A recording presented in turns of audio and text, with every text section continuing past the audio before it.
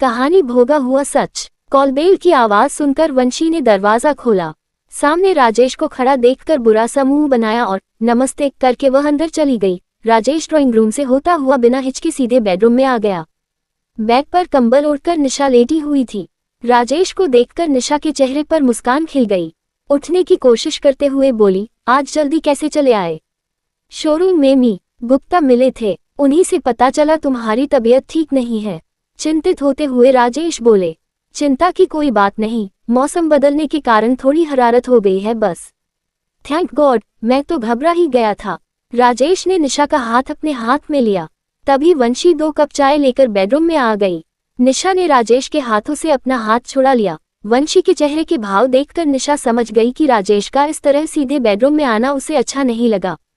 1 घंटे तक बातचीत करने के बाद निशा को जरूरी हिदायत देकर राजेश चले गए। उनके जाते ही वंशी बेडरूम में आकर बोली, एक बात कहूं मेम साहब? हाँ कहो। ये राजेश साहब हमें बिल्कुल अच्छे नहीं लगते, देखो तो कैसे सीधे अंदर बेडरूम तक चले आए। वंशी ने दिल का गुबार निकाला। क्या बुराई दिख गई तुझे राजेश में? अच्छा भला सभ्य आदमी तो है। निशा ने राजेश का पक्ष लिया। आप कुछ भी कहो, आपके सभी दोस्तों में हमें पीयूष साहब ही सबसे अच्छे लगते हैं। बहुत दिनों से दिल में दबी बात कह ही दी वंशी ने।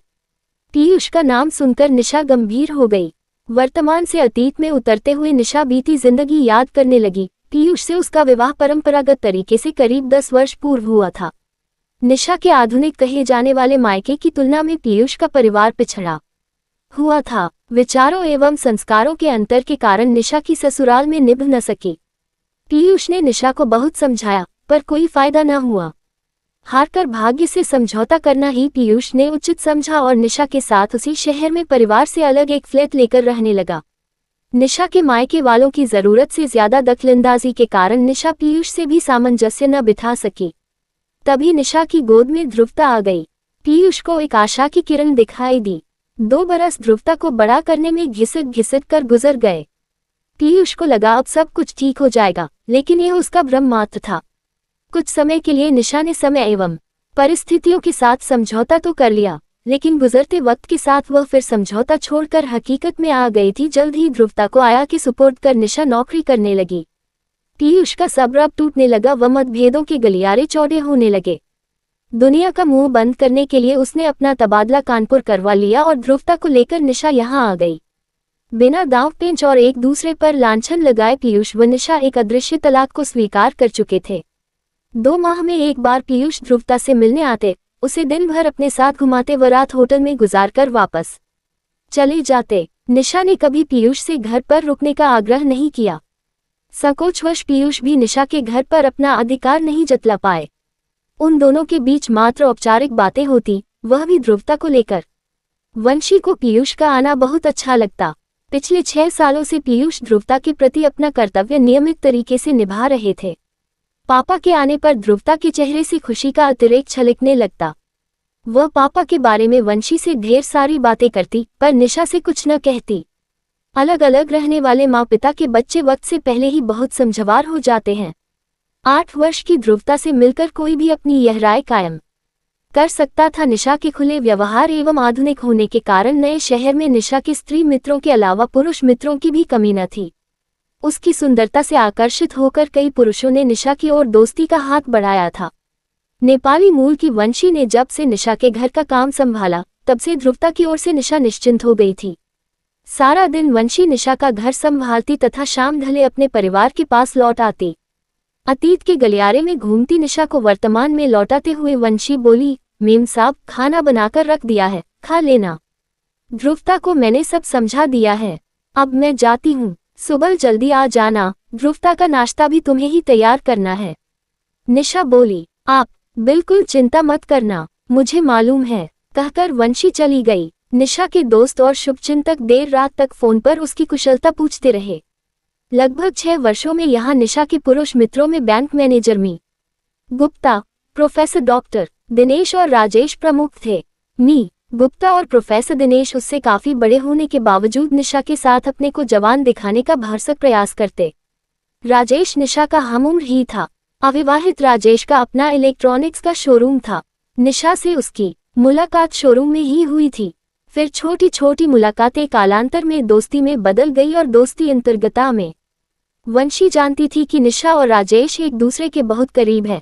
निशा भी वंशी के सामने राजेश के साथ अपने संबंधों को लेकर कभी दुराव छिपाव न करती। एकांत के क्षणों में राजेश के प्रति आकर्षण को रोकना निशा के लिए कठिन हो जाता। ध्रुवता की खातिर निशा ने पीयूष से विधिवत तलाक नहीं लिया था। कैसी तबीयत है आपकी? दूसरे दिन वंशी ने आते ही पूछा। आज कुछ बेहतर है, कहो तो साहब को खबर कर दूं। नहीं रहने दो, राजेश है ना, वही देख लेगा। वंशी की इच्छा को नजरअंदाज कर दिया निशा ने। ये राजेश साहब एक दिन आपको जरूर धोखा देगा, देख लेना। वंशी राजेश के प्रति निशा के झुकाव से कुड़कर अनायास ही बोल पड़ी। क्या बकवास कर रही हो? बिना सोचे जो मुंह में आता है बोल देती हो। निशा ने वंशी को झिड़का। डांट खाकर वंशी चुपचाप किचन में जाकर काम करने लगी। एक अनपढ़ गंवार औरत के मुंह से राजेश के लिए अपशब्द निशा को बहुत बुरे लगे। कितना ख्याल रखता है राजेश उसका। ध्रुवता के कारण वह खुद ही तो उसकी ओर कदम नहीं बढ़ा पा रही है, नहीं तो राजेश उसे कब का अपना लेता। ध्रुवता का ख्याल आते ही निशा कल्पनाओं को छोड़कर यथार्थ के धरातल पर आ गई और उसके आगे पीयूष का चेहरा घूम गया। कितना प्यार करता है पीयूष ध्रुवता को। क्या कोई और व्यक्ति उसे पिता का प्यार दे सकता है? मन की गहराई से आवाज उठी, नहीं। तभी मुंह फुलाए चाय का प्याला लिए वंशी आ गई। वंशी का गुस्सा दूर करने के लिए निशा ने ही बात छेड़ी। तूने किसी से कभी प्यार किया है? वंशी ने गौर से निशा को देखा, जैसे जताना चाहती हो कि प्यार जैसा शब्द उसके लिए अजनबी नहीं। वह रुखाई से बोली, हाँ। क्या बहादुर से तेरी लव मैरिज है? निशा ने आश्चर्य से पूछा। निशा को अपने में रुचि लेते देखकर वंशी की नाराजगी कम हो गई। वह सामान्य होकर बोली, बहादुर से मेरी शादी नहीं हुई, उसके साथ तो मैं भाग कर आई हूँ। निशा की उत्सुकता वंशी में बढ़ने लगी। निशा की भावनाओं को जानकर वंशी अपनी चाय भी बेडरूम में ले आए और आराम से फर्श पर पसरकर बोली, यह मेरा तीसरा मर्द है मेम साहब। मर्द बदलकर भी देख लिया, सब एक जैसे होते हैं, कोई अंतर नहीं। मुन्नी के पैदा होते ही मैंने फैसला कर लिया, अब मर्द नहीं बदलूंगी। निशा का मुख खुला का खुला ही रह गया। वंशी कुछ मिनट पहले तक उसे गंवार दिख रही थी। पुरुषों के बारे में उसके अनुभव एवं राय जानकर एकाएक निशा की नजर में अनुभवी हो गई थी वंशी। निशा ने हिम्मत कर पूछा, पहले दो मर्दों को क्यों छोड़ा तूने? पहले वाले ने मुझे छोड़ दिया, वह अपनी भाभी के साथ भाग गया था। मैं भी पड़ोस में रहने वाले रमन्ना के साथ चली गई। वो मजदूरी करता था, उसके साथ मैं 2 साल तक रही। मेरा मनु उसी का बेटा है। वह बड़ा बेरहम था मेम साहब। एक लंबी सांस खींचकर वंशी बोली। तभी घड़ी ने 12 बजने की सूचना दी। बात अधूरी छोड़कर वंशी उठ गई। मैं ध्रुवता को लेने स्कूल जा रही हूँ। निशा की दिलचस्पी वंशी की आपबीती में बढ़ती जा रही थी। चाहकर भी वह वंशी को न रोक सकी। मोटे नाक नक्श, सांवली व दोहरी देह वाली वंशी को निशा ध्यान से जाते हुए देखती रही और सोचने लगी, जीवन के प्रति वंशी का नजरिया कितना साफ एवं यथार्थ है। उसने जो कुछ भोगा उससे कितनी जल्दी निष्कर्ष निकाल लिया कि औरत भोग्या है, उसे कोई भी भोगे क्या फर्क पड़ता है। शाम को निशा की कुशलता जानने के लिए राजेश आए थे। निशा का माथा छूकर बोले, आज तो तुम कल से बेहतर लग रही हो। हाँ, आज काफी ठीक हूँ। फिर वो कुछ सोचकर बोली, राजेश मैं सोच रही हूँ पीयूष से तलाक ले लूँ। अचानक तुम्हें तलाक का ख्याल कैसे आ गया? राजेश ने चौंक कर पूछा। मैं चाहती हूँ तुमसे शादी कर लूँ। निशा ने साफ लफ्जों में अपनी बात राजेश के सामने रख दी। और ध्रुवता, क्या वह मुझे अपना पिता स्वीकार कर सकेगी? राजेश ने पूछा। ध्रुवता की छोड़ो, तुम तो उसे बेटी मानने के लिए तैयार हो ना? हाँ हाँ, क्यों नहीं? राजेश अचकचा कर बोले। पहले तुम ठीक हो जाओ, इस विषय पर बाद में इत्मीनान से बात करेंगे। कुछ देर इधर उधर की बात करके आज राजेश समय से पहले ही चले गए। निशा ने महसूस किया कि ध्रुवता को अपनाने में राजेश को हिचक हो रही थी। तभी उसे ख्याल आया कि शादी के बारे में भी उसने स्पष्ट कुछ नहीं कहा, सिर्फ बातों का रुख ध्रुवता की ओर मोड़ दिया।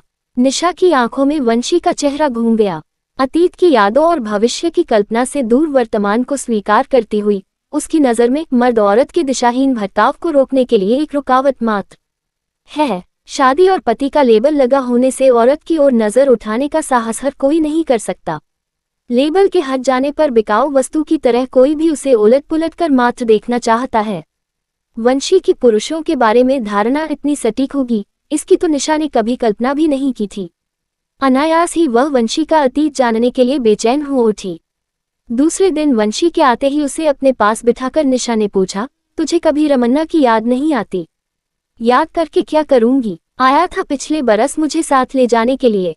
कहता था तेरे जाने के बाद जो औरत मैंने रखी थी वह भी भाग गई। तू मेरे साथ चल। मैंने तो साफ मना कर दिया, मैं बहादुर को नहीं छोड़ सकती, फिर मेरे घर मत आना। वंशी ने सपाट उत्तर दिया। निशा का ध्यान बरबस बहादुर पर अटका था। वह उसकी प्रतिक्रिया जानना चाहती थी। वंशी की बातों को बहादुर पर केंद्रित करके बोली, बहादुर ने रमन्ना को कुछ नहीं कहा? क्या कहता? वह भी तो मुझे रमन्ना की मारपीट से बचाने के लिए अपने साथ भगा लाया था। तब मुन्नी मेरे पेट में थी। बहादुर से मुझे कोई भी बच्चा नहीं हुआ। तो क्या वह तेरे बच्ची को प्यार करता है? निशा ने उत्सुकतावश पूछा। हाँ, बहुत प्यार करता है, फिर भी मर्द जात का क्या भरोसा। मैं मुन्नी को बहादुर के साथ कभी अकेला नहीं छोड़ती, वंशी ने उत्तर दिया। निशा मानो आकाश से गिर पड़ी। अपनी मनमानी और अरमानों को पूरा करने के लिए उसने ध्रुवता के बारे में कभी इतनी गंभीरता से सोचा ही नहीं। वंशी के व्यवहारिक ज्ञान के सामने निशा की कल्पनाएं बौनी हो गई थीं। वंशी ने जो कुछ बताया वह भोगा हुआ सच था। अपने अनुभव की पुनरावृत्ति वह अपनी बेटी के साथ नहीं चाहती थी। तभी समझौतावादी बनकर मुन्नी को पिता की छत्रछाया दे दी थी उसने। आत्मनिर्भर होकर भी बहादुर जैसे पति के साथ निर्वाह करना आसान काम नहीं था। निशा के सामने पीयूष का चेहरा घूमने लगा। पिछले कुछ वर्षों से प्रौढ़ता झलकने लगी थी उसके मुख पर। पीयूष के साथ किए व्यवहार पर निशा को पछतावा होने लगा। आधुनिकता के दिखावे में वह कितनी स्वार्थी हो गई थी, सोचकर निशा की आंखें पश्चाताप से डगमगा गईं।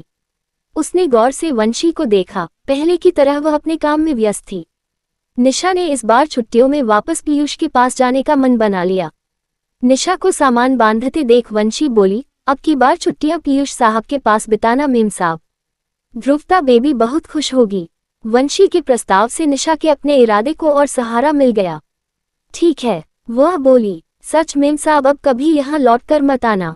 मेरे काम की चिंता भी मत करना, मैं कोई दूसरा घर ढूंढ लूंगी। ध्रुवता बेबी को अब पापा मिल जाएंगे, हमेशा के लिए अपने असली पापा।